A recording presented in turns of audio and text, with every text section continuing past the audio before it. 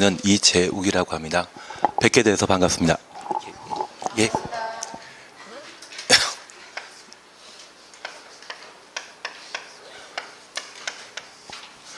그냥 함께 할 사람이기 때문에 좀 이름 정도는 알아주시면 좋겠습니다. 이번 시간에 함께 하실 것이 부동산 공법인데요.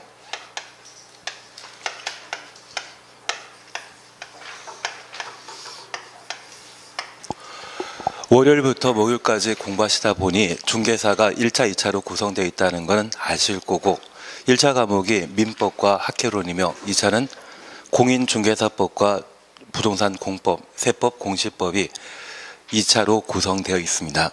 그리고 이 부동산 공법과 관련되어서는 우리가 함께 해 나가실 때 조금 어렵다는 느낌도 있으시겠지만 얘를 어느 정도 점수 확보하기 위해서는 우리 공부 방법으로서 항상 내용을 이해해 주시고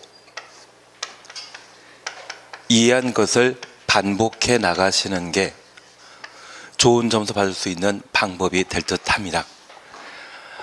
가끔 우리가 공부 방법으로서 이해는 없이 반복만 하는 경우가 있는데 그런 경우라면 암기한다는 걸로 대신 표현할 수 있습니다.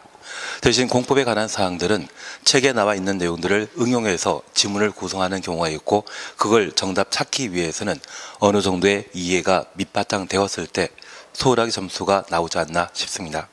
사실 올해 시험이 응시자가 작년과 비교할 때 좀 많았었거든요. 그래서 시험 난이도가 좀 높은 편이었습니다. 작년 같은 경우에는 학개론이 어렵고 민법이 좀 소홀한 편이었는데 올해는 1차 과목에서 민법 난이도가 극히 높고 부동산 학개론이 좀 수월한 편이었습니다. 반면 2차 시험은 작년 같은 경우는 우리가 공부하는 것은 3개 과목이지만 실제 시험 보는 것은 4개 과목이지만 실제 시험은 3개 과목 보게 되는데 그중에 공법 정도만 좀 까다롭고 나머지는 평이한 편이었는데 올해는 2차도 좀 난이도를 많이 높인 상태였습니다. 그래서 예년과 달리 1, 2차 동시 합격자가 좀 적지 않을까 싶기도 합니다. 그중에 공법이 조금 까다롭다는 이야기를 하지만 이 공법 과목이 이해가 반탁되고 우리가 공부할 것을 충분히 반복해 나가시게 된다고 하면 올해 같은 시험에도 최소한 60점 정도는 충분히 나오지 않을까 싶습니다. 그래서 우리가 11월 달부터 함께 공부해 나가시게 된다면 내년 10월 달에 시험 보게 되었을 때 아마 우리 모두가 대부분 합격한 상태가 되어 계실 겁니다. 사실 11월 달에는 기본 과정들 닦아 나가시면서 우리가 지문에서 공부하지 못했던 것들이 가끔 시험에 나오게 된다고 하면 그것을 요령껏 찍을 수 있는 방법을 우리가 체득할 수 있습니다. 그래서 1월 달에 오시거나 나중에 3월 달에 오신 분들한테도 저는 아마 11월 달 공법 과정만큼은 반드시 듣고 수업을 따라와 주셔야 된다는 이야기를 하게 될 겁니다. 그래서 지금 함께 하시는 게 합격할 수 있는 여지가 좀 높지 않나 싶습니다.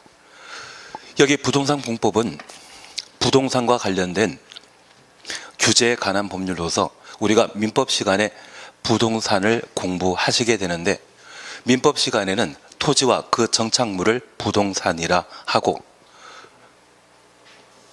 정착물 중에 가장 가치 있는 것이 건축물이 되게 될 겁니다.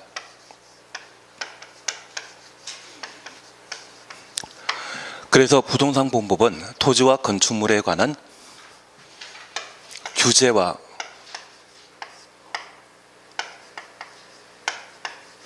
조정에 관한 법률을 부동산 공법이라 하는데 올해 우리는 부동산 투기가 워낙 심하다 보니 투기 억제를 위한 다양한 규제에 관한 사안들을 한번 접하신 적 있으실 겁니다. 그리고 지난 정권 때 박근혜 대통령은 2015년도에 부동산이 워낙 경기가 저조하기 때문에 규제를 풀어주기 위한 다양한 정책을 마련한 적이 있습니다. 그 당시에 뭐 하셨습니까? 아파트 하나 사놓으셨으면 많이 버셨을 거고요. 그렇지 못했다고 하면 좀 소외감을 많이 느끼지 않나 싶습니다. 그래서 이 부동산 법은 부동산인 토지 건축물에 대한 규제, 조정에 관한 법률로 구성되어 있는데 4년 전에 국토교통부에서는 부동산 공법의 종류를 구분하게 되었을 때 120개를 파악한 적이 있습니다. 다만 이 법은 계속 시간이 지나게 된다고 하면 법이 늘어나기 때문에 지금은 아마 부동산 공법 규정이 150개 정도가 되어 있습니다. 그중에 우리가 앞으로 시험 범위에서 공부하실 내용이 6개 법률을 부동산 공법 시험 범위로 함께 공부하게 됩니다. 그 첫 번째 공부하시는 게 국토의 계획 및 이용에 관한 법률입니다.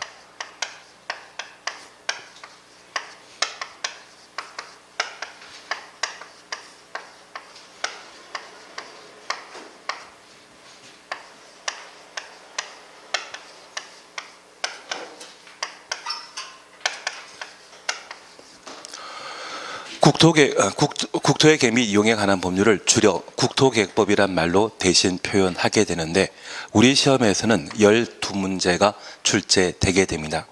150개 부동산 관련된 다양한 공법 규정들을 살피기 위해서는 저 국토계획법을 충분히 숙지하고 이해한 때만 그 법률 내용들을 정확하게 파악할 수 있습니다. 그래서 부동산 공법과 관련된 기본법이기 때문에 우리 시험에서는 12문제가 출제되게 되는데 보통 한 과정을 함께 따라오시게 된다면 12문제 중에 10문제 정도를 맞출 수 있으실 겁니다. 그리고 앞으로 우리가 공부해 나가시게 되었을 때 시험 범위에서는 달랑 6개 법률을 공부하게 되지만 실제 내가 부동산 중개 업무에 임하시게 된다고 하면 내가 다루게 되는 대상물이 각각 특정되게 될 겁니다. 만약 공장과 관련되어 부동산 중개 업무를 담당하고자 한다면 아직 우리가 다 모르시지만 산업 입지 개발에 관한 법률을 파악하셔야만 그 공장과 관련된 중개 업무를 담당하실 수 있습니다.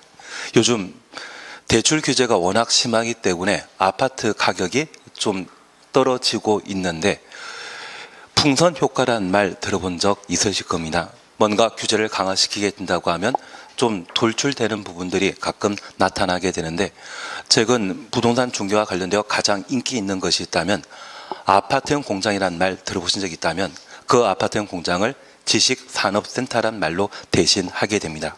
특히 구리시와 남양주에 걸쳐 테크노밸리가 지정된 상태이고 그곳에 개발 사업하게 된다고 하면 아파트형 공장이 만들어지게 되는데 그 아파트 공장은 대출에 대한 제한이 따로 없기 때문에 많은 사람들이 지금 관심을 두고 있습니다. 그래서 내가 부동산 중개업 하시면서 뭔가 규제가 심하기 때문에 특정 분야가 수입이 없다고 하면 다른 분야 쪽으로 좀 진출해 나가는 것도 필요하고 그 공장과 관련된 법률에 대해서는 우리가 직접 공부하지 못하지만 저 국토계획법을 충분히 숙지하게 된다고 하면 혼자 그런 것들을 한번 익히실 수 있으실 겁니다. 그리고 그러한 것들이 토대가 되어 많은 재산상 이익을 가져올 수 있습니다. 그래서 함께 공부하는 것이 국토계획법으로 12문제를 우리가 시험에 보게 됩니다. 그리고 두 번째 우리가 보시는 게 도시개발법입니다.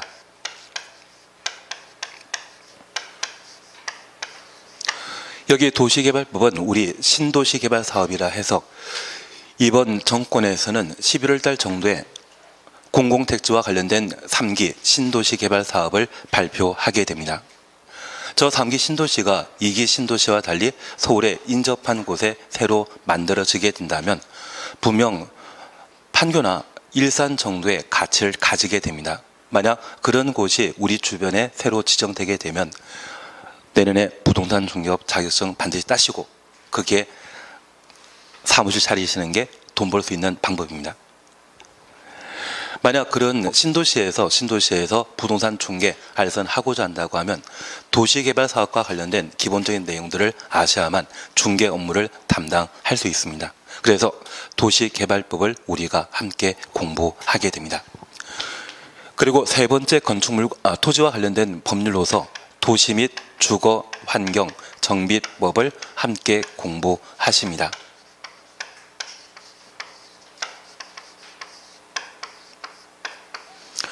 줄여서 정비법이란 말로 대신할 수 있는데 우리가 자동차가 뭔가 노후화되게 된다고 하면 정비소에 갖다 맡기는 경우가 있습니다.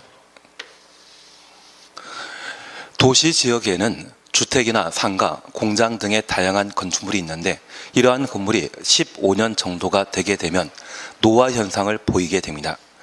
이를 개선하기 위해 재개발 사업이나 재건축 사업을 시행하게 되는데 도시 환경을 정비하거나 주거 환경을 정비하는 절차를 다루는 법률에 의해서 도시 및 주거환경 정비법이라 표현하게 됩니다. 각각 우리 시험에는 6문제씩 시험에 출제되게 되는데 우리가 순수하게 공부할 목적이라고 하면 이 두 개 법률을 모두 정확하게 이해하고 내 걸로 해 나가셔야 되지만 지금 우리가 모인 것은 시험에 합격하기 위해 모이셨습니다. 사실 도시개발법과 도시 및 주거환경 정비법은 시험에 출제되게 된다면 그 난이도가 워낙 높습니다. 어제 수능 시험 치르셨는데 자제분이나 또는 조카, 지인분의 자제분들이 시험 보지 않았습니까? 그리고 성적을 좀 어느 정도 평가하기 위해 킬링 문제라 해서 한두 문제를 섞어 넣게 되는데 우리 시험에서 그런 킬링 문제가 나오게 된다고 하면 도정법에서 정비법에서 다수의 문제가 출제되게 됩니다. 그래서 이 정비법을 공부하고자 한다고 하면 학습량이 꽤 많아야만 출제되는 6문제를 맞출 수 있는데 그것은 시험에 보는 요령으로는 좀 부적합합니다. 그래서 이 도시 및 주거환경 정비법에 있어서는 가장 기본적인 사안들을 파악하시면서 출제되는 6문항 중에 한 2문제 정도를 파악해 나가시는 게 필요합니다. 그래서 올해 같은 경우에도 도정법과 관련된 기본적인 체계를 파악하게 되면 올해는 한 3문제 정도를 맞출 수 있었다고 하십니다. 대신 우리는 그 3문제는 평상시에는 기대할 수 없고요. 한 2문제 정도 맞추신다 생각하고 도정법에 관한 내용을 정리해 주셔야 됩니다. 그리고 도시개발법과 관련되어서는 출제되는 6문제 중에 우리가 열심히 따라오시게 된다고 하면 한 4문제 정도를 맞출 수 있을 겁니다. 다만 올해도 그렇고 작년에도 그랬는데 이 도시개발법과 정비법을 진짜 많이 공부하신 분들이 한 3문제 정도 작년에는 맞추셨고요. 올해 같은 경우는 한 6문제 정도 맞추셨다고 합니다. 그래서 이 도시개발법과 정비법에 관한 사안들을 만약 절반 이상 맞추신다고 하면 아마 부동산 공법 기준으로 따지게 되면 상위 1%에 해당되실 겁니다. 그래서 무리하게 공부하는 것은 시험에 도움이 되지 않습니다. 그래서 이 2개 법률에 대해서는 국토의 계획 및 이용에 관한 법률을 충분히 숙지하고 내가 국계법의 12문제 중에 한 8문제 이상 맞추게 된다고 하면 그때 도시개발법과 정비법에 관한 사안들을 욕심내시는 게 필요합니다. 그래서 저 같은 경우에도 수업하게 되면 2월달이나 3월달까지 개발법과 도정법에 대해서는 기본적인 것만 해나가게 될 겁니다. 5월, 6월달에 요약집 나오게 된다고 하면 그 요약집 가지고 도시개발법과 정비법에 관한 사안들을 충분히 정리하게 될 겁니다. 그 전까지는 손 안 대는 게 좀 합리적이지 않나 싶습니다. 그리고 4번째 우리가 공부하시는 토지와 관련된 법률이 농지법이 되게 됩니다. 농지법은 우리 시험에 2문제가 배정되어 있는데 최근 15년 사이에 3번 빼고 농지법의 정답은 둘 중에 하나는 5번이었습니다. 그래서 작년 같은 경우는 1번과 2번이 정답이었는데 올해는 농지법의 79번이 5번이었고 80번은 정답이 1번이었습니다. 그래서 내가 농지법에 관한 사안들을 기본적인 것을 함께 해 나가시는데 생소하다, 잘 모르겠다 싶으시면 그냥 5번 찍으면 절반은 맞출 수 있습니다. 그래서 올해 시험 보신 분들도 그런 이야기 하시더라고요. 80번에 대해서는 전혀 감을 못 잡겠고 79번은 들은 것 같기도 한데 잘 모르겠다. 그래서 내리 5번 찍으신 분이 계십니다. 그분은 한 문제 맞추셨는데 설마 5번이 정답일까 해서 다른 번호 찍으신 분들은 2문제 다 틀렸다고 저한테 이야기하시더라고요. 그래서 제가 평상시에 계속 5번 이야기 드렸는데 기억 안 나느냐 이야기 드렸는데 시험 볼 때는 뭔가 당황하셔서 5번이 기억이 안 나셨다고 합니다. 저에 대한 신뢰감이 부족해서 그런 일이 발생한 것 같습니다. 그래서 이 농지법은 쉽게 나오게 된다고 하면 2문제 다 맞춰 나가시는 게 방법이고 그렇지 않다고 하면 그냥 5번 찍는 것이 좀 더 합리적인 방법이 아닌가 싶습니다.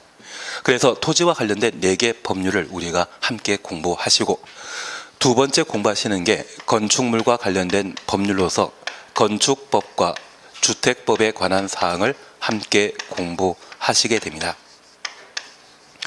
건축법과 주택법은 각각 7문제가 출제되게 되는데, 여기 건축법은 말 그대로 건축물과 관련된 공법상 규제를 다루는 법을 말합니다. 다만 이 건축물에는 주택과 상가와 공장 등이 다수 존재합니다. 주택, 상가, 공장 등을 모두 통칭하여 건축물이라 표현하게 되는데, 다양한 건축물에 관한 규정을 다루고 있는 것이 건축법이면, 이 주택법에서는 그러한 건축물 중에 주택에 국한해서 따로 적용하는 법률입니다. 그래서 이 주택법은 우리 주변에 건설되는 주택 중에 30호 30세대 이상의 주택 건설 절차에 관한 내용을 다루는 것이 이 법의 특징입니다. 우리가 민법 공부하시면서 개인과 개인 사이의 수평 관계에서의 다양한 법률 관계를 법률 행위로 결정한다는 것을 들어본 적이 있을 겁니다. 그리고 그 법률 행위의 당사자 중에 한 명이 상법을 적용받게 되는 주식회사 등이라면 그때는 민법이 아닌 상법을 우선 적용한다. 들어본 적 있으시죠? 들어본 적 없습니다? 그러면 우리가 잠깐 이해하실 것은 건축물 전반적인 건축물에 대해 적용되게 되는 건축법은 일반적인 법률이라 표현할 수 있고, 특정한 주택에 대해서만 적용하는 법률이라고 하면 그 적용 범위가 제한되게 됩니다. 이런 관계를 일반법과 특별법이란 말로 대신하게 되는데, 이 건축법은 건축물에 대한 일반법인 반면 주택법은 건축법에 대한 특별법 규정이라 표현하게 됩니다. 법률 적용 대상이 범위가 제한되게 된다면 그때 적용하는 법을 특별법이라 표현하고 있습니다. 취지 조금 이해해 주시겠습니까? 그래서 건축법에 따라 주택을 건축하게 된다면 그때는 내가 사는 집을 만드는 것이 특징이고요. 주택법이라고 하면 우리 주변에 흔히 볼 수 있는 아파트 단지를 말하게 되는데, 그런 아파트 단지의 주택은 분양 목적이죠. 그래서 건축법상의 적용 대상인 주택과 주택법의 적용 대상인 주택은 일반법과 특별법의 성격을 가지면서 조금 차이가 발생하게 됩니다. 그래서 건축법에 따라 주택을 건축하게 되면 차를 주차시킬 수 있는 주차장 공간만 확보하는 반면, 분양 목적의 주택의 경우에는 아파트 단지로서 어린 놀이터나 주차장이나 또는 경로당, 관리사무소 등의 다양한 시설이 갖춰져 있는 주거 형태를 주택법에 따라 건설하게 됩니다. 보통 시험에 내게 된다고 하면 이 건축법에 대해서는 5문제에서 6문제 정도 맞추시는 게 일반적이고, 올해 빼고 예년 같은 경우는 주택법에서는 출제되는 7문제를 다 맞추시는 게 일상적이었습니다. 다만 올해는 공법 난이도가 좀 극히 높아지다 보니 이 주택법에서는 7문제가 아니라 한 5문제 정도 맞으셨다고 이야기하고 있습니다. 다만 우리가 오늘 금요일까지 함께 수업 따라오시면서 1차 과목에 대해서는 어떻게든 평균 60 넘어야지 1차 통과할 수 있다는 이야기 들어본 적이 있으시고, 2차 과목 같은 경우에는 평균 60점 이상 넘으면 참 좋은데, 그때 합리적으로 공부하는 방법이 아마 5, 6, 7이란 말을 한번 들어본 적 없으십니다. 그냥 공법도 그냥 60점 넣는다 생각해 주시는데, 저 60점 맞으시고자 한다고 하면 가장 합리적인 공부 방법은 국토계획법과 건축법, 주택법을 우선 정리하시는 게 필요합니다. 그리고 이게 어느 정도 체계화되시고 법률상의 표현들을 충분히 숙지하시게 된다고 하면 그 이후 도시개발법 넘어가시는 거고요. 그리고 도시 및 주거환경 정비법에 대해서는 우리가 좀 제한된 범위에서 반복해서 내용 정리하시는 게 좋은 점수 받을 수 있는 방법이 아닌가 싶습니다. 저 혼자만 5, 6, 7이란 말을 드렸는데, 나중에 공부하시다 보면 공인중개사법이 한 80 정도의 점수가 나오십니다. 만약 80점이 안 나오신다고 하면 그분은 사람이 아니십니다. 혼자 공부하시거나 또는 공부 요령을 전혀 모르셨을 때는 공인중개사법에서 80이라는 점수를 기대할 수 없지만 학원 따로 오신 분이라고 하면 충분히 중개사법에서는 80 이상의 고득점이 가능하십니다. 그리고 공시세법 같은 경우에는 등기에 관한 법률이 워낙 까다롭기 때문에 점수를 기대할 수 없지만 올해만 아니라고 하면 세법이나 또는 지적법이 좀 평이한 형태로 지금까지 시험에 나왔습니다. 그래서 그 공시세법에서 50이나 60 정도 기대하시면서 공부해 나가시는 게 필요하시고 공법에서도 한 50에서 60 정도 생각하시면서 공부하시는 게 가장 합리적입니다. 작년 같은 경우는 수업 들으신 분 중에 어떤 분이 한 90 몇 점 맞았다고 저한테 자랑하시더라고요. 그리고 올해도 몇 분은 70점 정도 나왔다고 그러고 어떤 분은 80점 약간 넘었다고 이야기를 하시는 분도 계시는데 그렇게 공부하시면 지나치게 공부하신 분들입니다. 나중 우리가 중개 자격증을 따시고 어디 직원으로 취업하시고자 한다고 하면 80 넘으시는 분들은 직원으로 절대 채용하지 않습니다. 나중 우리가 직접 중개업 하시다 보면 이 중개업에 있어서는 어떤 인적 또는 물적 요건이 따로 없습니다. 경영 노하우가 중개업의 가장 본질이거든요. 만약 내가 중개업 사장님이었을 때 공법에서 100점 맞거나 80 이상 맞으신 분을 직원으로 채용하게 되면 그분 상위 1%에 해당하게 됩니다. 내 밑에서 6개월, 1년 정도 일하시면 경영 노하우를 다 배워가실 수 있거든요. 그리고 바로 길 건너편에서 다른 스카우트 되시든지 아니면 다른 업소에서 열심히 활동하고 계실 겁니다. 완전히 호랑이 키우는 입장이시거든요. 아무 생각 없으시면 나중에 한번 창업하셔가지고 공법에 점수 좋으신 분 한번 채용해 주십시오. 그래서 이 공법에 취업하기 딱 좋은 점수라고 하면 일 시키면 제대로 할 수 있는 점수인 한 50점대에서 65점 받는 게 제일 합리적입니다. 그래서 우리끼리는 공법 점수 잘 나오셨을 때 자랑사항 한마디 하실 수 있지만 내가 꼭 취업하고자 한다고 하면 한 60점대가 가장 적정한 점수이십니다. 그래서 만약 저 60에서 70, 80 넘으시려고 한다면 진짜 많은 노력이 필요하시거든요.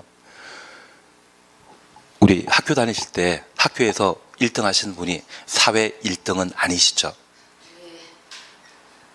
그래서 만약 공법에서 100점 나오거나 80 나오신 분이 있다면 성격 까칠한 분들입니다. 사람과 사람을 상대로 하는 부동산 중개업과는 전혀 관계없는 분이시거든요. 그래서 그렇게 자기 성격을 까칠하게 만들지 마시고 그럴 역량이 되신다고 하면 영화 한 편 더 보시면서 삶의 질을 좀 개선해 나가시는 게 좋지 않나 싶습니다. 그래서 이쪽 공법에서는 너무 지나친 점수보다는 한 50점대에서 60점대 정도 받는 것이 좀 더 합리적이지 않나 싶습니다. 지금까지 출제 경향에 대해 이야기 드렸지만 별로 도움은 안 되셨죠. 다만 앞으로 공부해 나가시게 된다고 하면 힘드시더라도 시험 볼 때까지 농지법에 대해 두 문제가 잘 모르겠다고 하면 항상 마음의 신념상 5번 찍으셔야 됩니다. 저 지금까지 사실은 5번 찍으라고 하면 다들 찍어주셨는데 올해 한 분만 5번 안 찍으시더라고요. 아마 그분도 좀 까칠하셨던 분 같습니다. 대신 점수는 한 70점 정도 나오셨다고 하시더라고요. 괜한 이야기 드렸습니다. 그래서 마음에 안 드시겠지만 그냥 농지법은 5번. 그리고 국토의 계획 및 이용에 관한 법률 12문제 출제되는 국토계획법과 건축법, 주택법을 많이 공부하시면서 기본 바탕을 닦아 놓으셔야 됩니다. 이게 되셨다고 하면 그 다음에 개발법과 정비법으로 넘어가는 쪽으로 해주시면 좋겠습니다. 그리고 기본적으로 우리가 파악하실 것이 있습니다. 법은 사법과 공법으로 구성되어 있는데 우리가 목요일날 민법 공부하셨죠? 어제 공부하셨죠? 저 민법이 가장 대표적인 사법 규정입니다. 개인과 개인 사이의 수평 관계에서 다양한 법률 관계들을 정해놓고 있는 것이 민법이라면 여기 공법은 국가가 공공복리, 공익을 증진할 목적으로 일반 국민에게 규제 등을 가하는 법률을 공법이라 표현하게 됩니다. 그래서 사법과 달리 공법은 수직 관계가 형성되는 것이 특징이고, 이러한 공공복리를 달성할 목적으로 국가가 일반 국민에게 규제를 가하게 되면 저 국가를 행정청이라 표현하게 됩니다. 우리는 행정청과 관련된 사항으로 행정행위와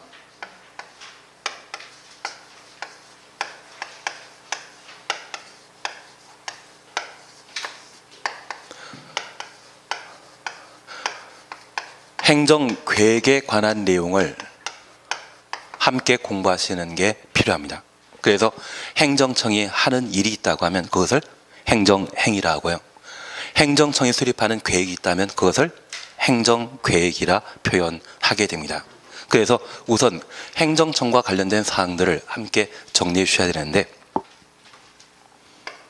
현재 공공복리를 달성할 목적으로 일반 국민에게 규제에 가하는 행정청은 중앙행정기관과 지방자치단체로 구분하게 됩니다. 이번 정권에서는 지방자치단체 대신 지방정부란 용어를 사용한 적이 있습니다. 계속 지방분권이 강화되고 있는 실정이라는 것을 이해해 주셔야 되는데, 여기 중앙행정기관장은 우리 주변에 자주 볼 수 있는 국방부 장관이나 교육부 장관, 기획재정부 장관, 국토교통부 장관, 이들을 중앙행정기관장이라 표현합니다.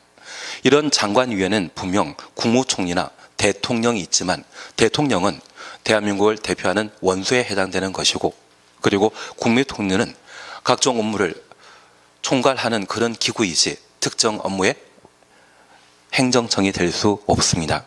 그래서 기본적으로 중앙행정기관장이란 말을 쓰게 된다고 하면 그때는 누굴 말한다?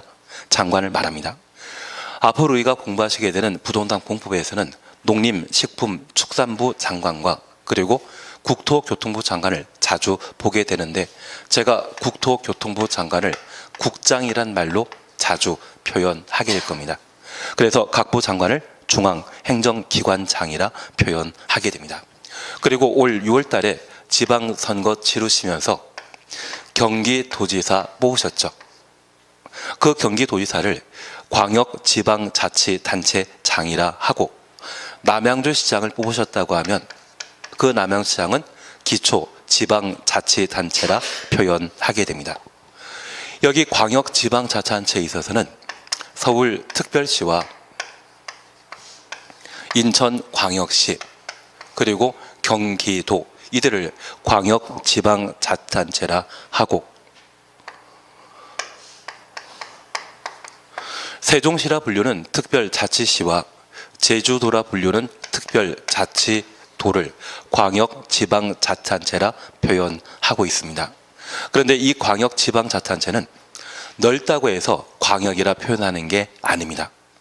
서울 같은 경우에는 25개 북으로 구성되어 있고, 경기도 같은 경우는 31개 시와 군으로 구성되어 있는데, 우리가 남양주에서 잠실 이동하기 위해 가끔 빨간 자동차 타지 않으십니까?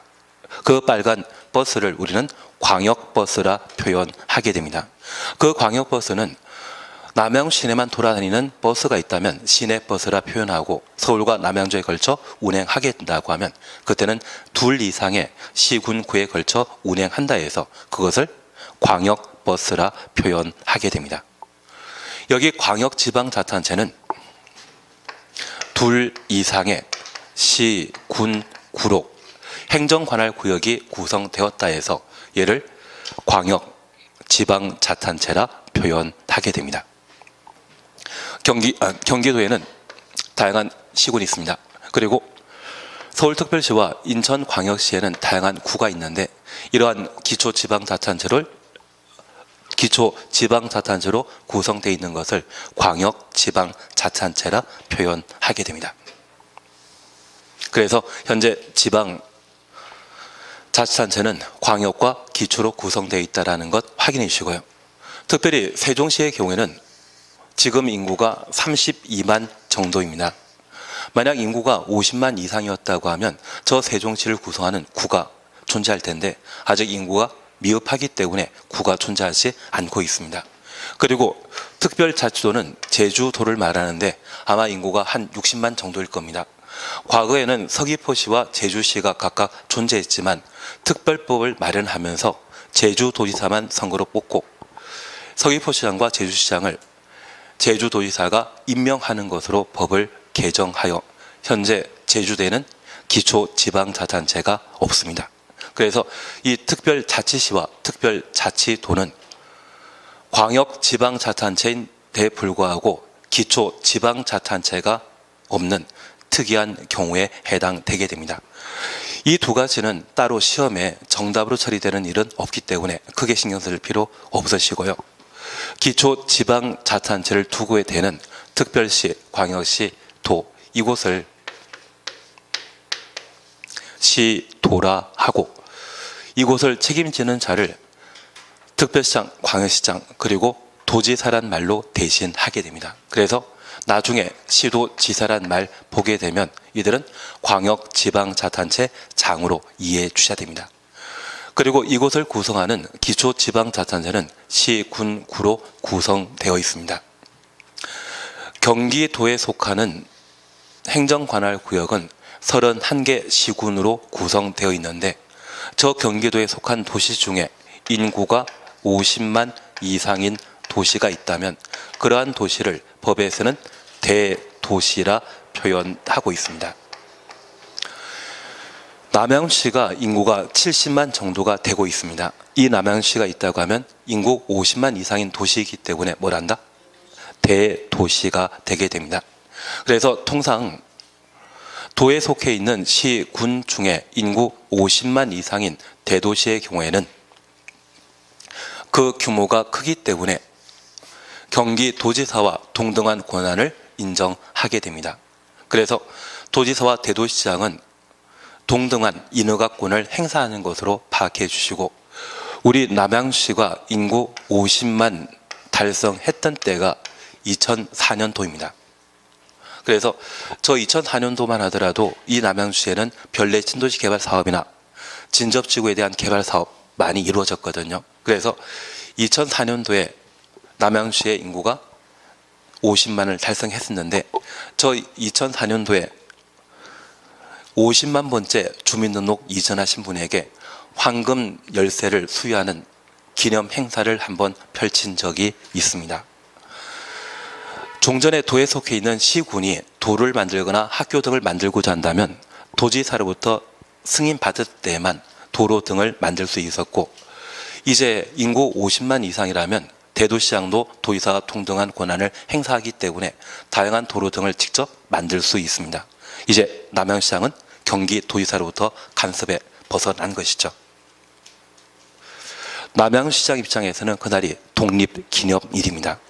그래서 종전만 하더라도 경기도지사에게 항상 좀 아쉬운 소리를 했었지만 인구 50만 돌파하면서 너랑 나랑 동등한 권한 행사한다고 이제 강하게 이야기할 수 있는 상황이었습니다. 황금 열쇠 수여하는 것 아깝지 않았겠죠. 그래서 남양시의 경우에는 2004년도가 독립기념일이라는 말로 대신하게 됩니다. 앞으로 우리가 함께 보실 때 인구 50만 이상의 도시의 경우는 뭐라고 표현한다? 대도시라는 말로 표현하게 되고 이들은 도지사와 등등한 권한을 행사하는 기초지방자치단체라는 것을 이해해 주셔야 됩니다. 인구 50만인 남양시도 광역지방자치단체입니까? 기초입니까? 기초지방자치단체이죠.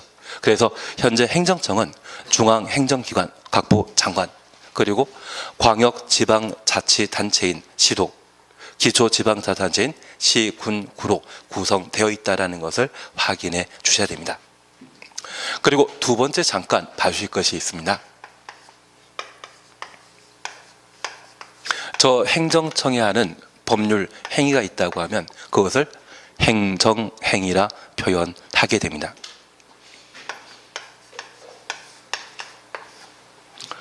그러면 이러한 행정행위에 대해서는 행정행위라 표현하기도 하고 어떤 때는 행정처분이란 말로 대신 표현하고 있습니다. 우리가 집이라고 하는 건물 건축하고자 한다면 건축 허가 받아야 된다는 이야기 들어본 적 있으십니까?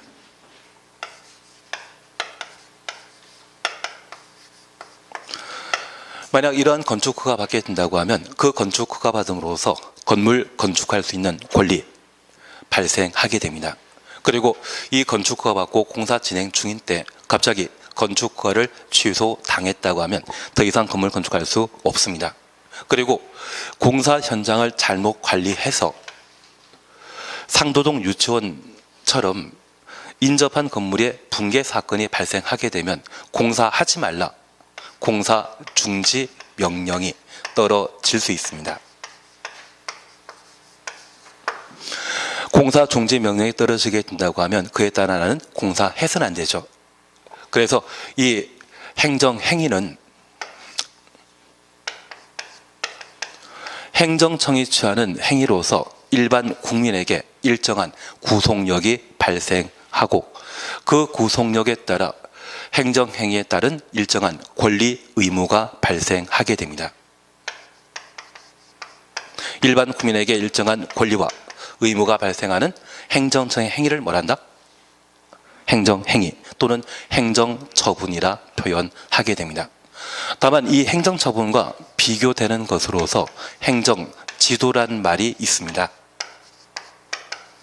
행정지도의 경우는 일반 국민에 대한 구속력이 발생하지 않는데 우리 전직 대통령 중에 가장 물가를 안정시킨 분이 한 분 계십니다. 그분께 뭔가 이야기 걸면 자신의 통장에는 27만 원밖에 없다고 하신 분이 계십니다. 그 당시에 물가 진짜 안정되었었거든요. 그래서 그분께서 설렁탕 가격을 5,000원으로 정해놨다고 하면 전국의 모든 설렁탕 집에서는 5,000원에 판매해야 됩니다. 대신 그 원재료를 좀 비싼 거 써서 맛있는 것 만들려고 시도하는 분 계시죠. 그러면 생산원가가 5,000원 넘는 경우가 있습니다. 만약 그런 경우라면 위생점검이라 해서 흰 면장갑 끼고 좀 후미진 곳을 한번 휘젓게 되면 장갑이 시커멓게 변해버리거든요. 그 변해버린 정도에 따라 영업정지처분 1년 6개월을 결정하신 적이 있습니다. 그게 행정지도입니다.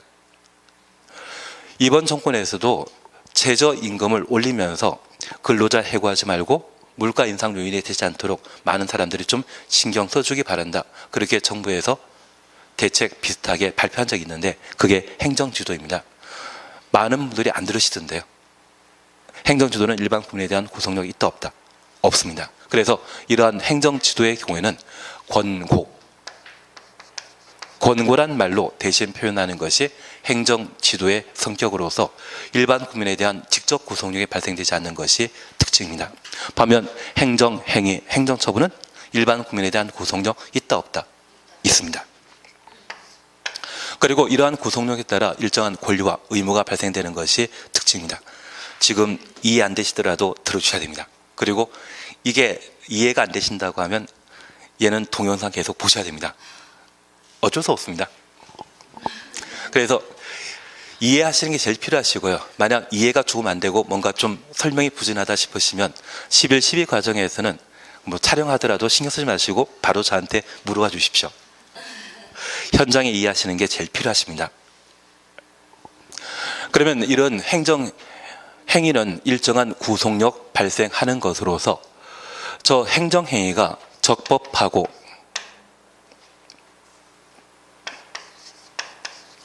정당한 행정행위, 행정처분이 있을 겁니다. 예, 효력 있어야 되겠죠. 그리고 저 행정행위가 위법하거나 부당할 수 있습니다.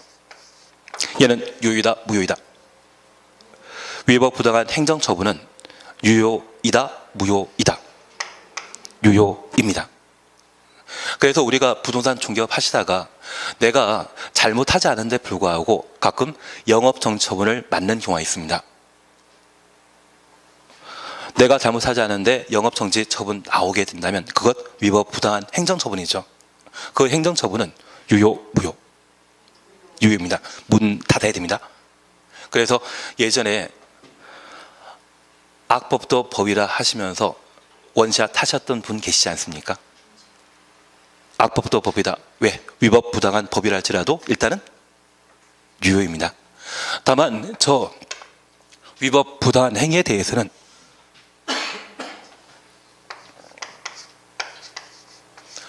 일반 국민의 권리를 침해할 수 있기 때문에 일정한 구제 절차를 두게 됩니다. 이러한 구제 절차로서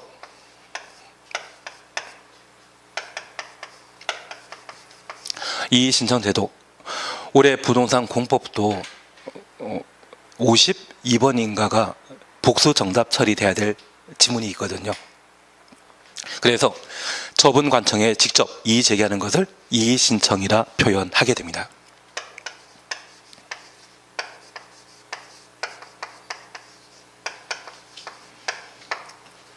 처분관청은 아니지만 처분관청의 직권 상급 행정청에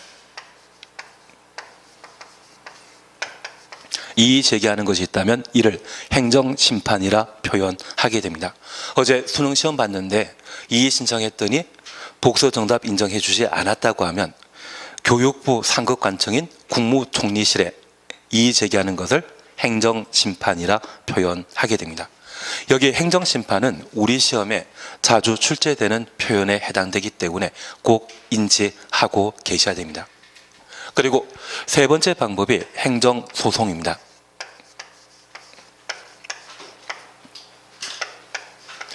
이의 신청과 행정심판에 대해서는 행정청에 구제 절차를 진행하는 것인 반면 행정청에서 내 의견 받아주지 않는다면 법원 쫓아갈 수 있죠. 그 법원에 이의 제기하는 것을 행정소송이라 하고 저 행정심판과 행정소송을 행정쟁송이란 말로 대신 표현하게 됩니다. 그러면 우리가 잠깐 이해하실 것이 있습니다.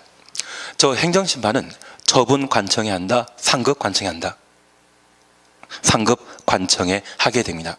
직권 상급관청이라 하면 바로 위에 행정청을 말하는데 앞서 행정청과 관련되어서는 중앙행정기관장인 각부 장관과 광역지방자치단체인 시도지사, 기초지방자치단체인 시, 군, 구청장을 함께 보셨습니다. 이 세 사람은 그 지위가 대등하다, 상하관계이다. 상하관계입니다. 그래서 얘를 계급순으로 나열하게 되면 국토교통부 장관, 시도지사, 시, 군, 구청장입니다. 만약 내가 불법 주장자 하지 않았는데 불구하고 남양주시에서 과태료 부과처분을 했다고 하면 행정심판을 제기하게 된다면 위에 사람에게 제기하는 것이죠. 누구에게? 경기도지사에게. 만약 경기도지사가 나에게 부당한 행정처분을 했다고 하면 그때 행정심판은 상급관청해야 될 겁니다. 누구에게? 장관에게. 만약 부동산 공법과 관련된 주무장관이라고 하면 국토교통부 장관이 되게 됩니다. 그래서 행정심판에 대해서는 처분관청이 아닌 상급관청에 하도록 되어 있습니다. 그리고 계급 순서 이해되시겠습니까? 올해도 투기과일지구와 조정 대상 지역에 관한 문제를 내면서 국토교통부 장관이 조정 대상 지역 지정하고자 한다면 시, 군, 구청장에게 의견 들어야 한다. 장관 그 사이에 시도지사 있습니다. 그리고 시, 군, 구청장이 있습니다. 그 주문 맞겠습니까? 틀리겠습니까? 패싱하는 법 없습니다. 만약 패싱하게 된다면 그건 예외입니다. 장관이 뭔가 하고자 한다면 누구에게? 시도지사의 의견 들어야 되고 시도지사가 뭔가 행정처분하고자 한다면 누구에게? 시, 군, 구청장의 의견 듣도록 되어 있습니다. 그래서 행정청과 관련되어서는 기본 계급이 있는데 행정행위하고자 하는 자가 장관이라면 시도지사의 의견 듣는 것이지 시, 군, 구청장 이 사람 패싱하고 시, 군, 구청장 의견 듣는다고 하면 그 자체가 잘못된 것입니다. 그래서 행정청과 관련된 계급에 대해서는 우리가 내용 명확하게 잘 몰랐을 때 찍을 수는 있어야 되거든요. 나는 안 찍고 그냥 내가 아는 범위에서만 답을 내고 말아버린다? 찍어서라도 합격해야 된다. 찍어서라도 합격하셔야 되지 않겠습니까? 예, 그래서 힘드시지만 행정청에는 기본적인 계급이 있다는 걸 이해해 주시고 하급관청의 잘못된 행정처분에 대해서는 바로 위에 있는 상급관청에게 행정심판 제기할 수 있습니다. 그래서 남양시장의 부당한 행정처분에 대해서는 장관에게 행정심판 제기하는 거 아니겠죠? 누구에게? 시도지사에게. 그리고 가끔 우리 주변에는 민자고속도로가 만들어지는 경우가 있습니다. 저 민자고속도로 만들게 되면 도로용지를 강제 수용하게 되는데, 수용 대상인 땅에 인접한 분이라고 하면 새로 도로 만들어지게 되면 마을 잔치를 여십니다.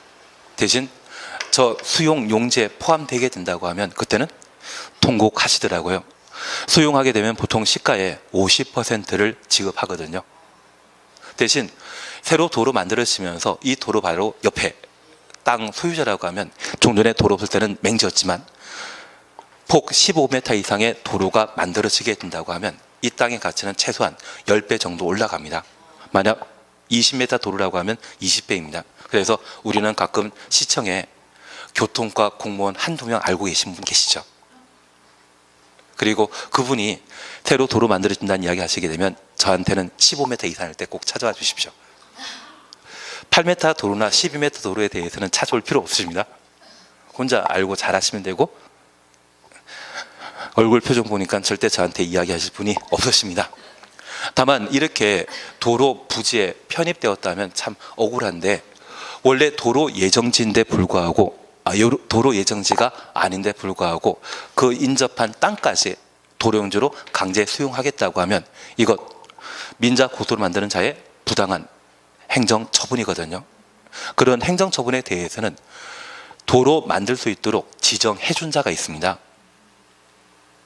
그래서 그런 경우는 시행자에게 행정심판 제기하는 것이 아니라 지정권자에게, 지정해준 자에게 행정심판을 제기해야 될 겁니다. 그래서 지금 행정청이 하는 행위를 뭐를 한다? 행정행위입니다. 행정지도의 경우는 구속력 없습니다. 행정처분, 행정행위의 경우에만 구속력 발생하고 그에 따른 권리, 의무가 나타나게 되는데, 이러한 행정처분이 위법 부당하다고 하면 행정심판, 행정소송 제기할 수 있다는 것 기억하시고, 우리 시험에 반복 출제되는 것은 행정심판이기 때문에 누구에게 행정심판 제기할 수 있는지 그러한 것들을 한번 확인해 주셔야 됩니다. 이게 되셨으면 잠깐 쉬셨다가 다음 시간에는 행정계획에 관한 이야기를 잠깐 드리고 진도를 나가게 될 겁니다. 지금 하는 거 조금 이해되시겠습니까? 안 되시면 계속 보셔야 됩니다.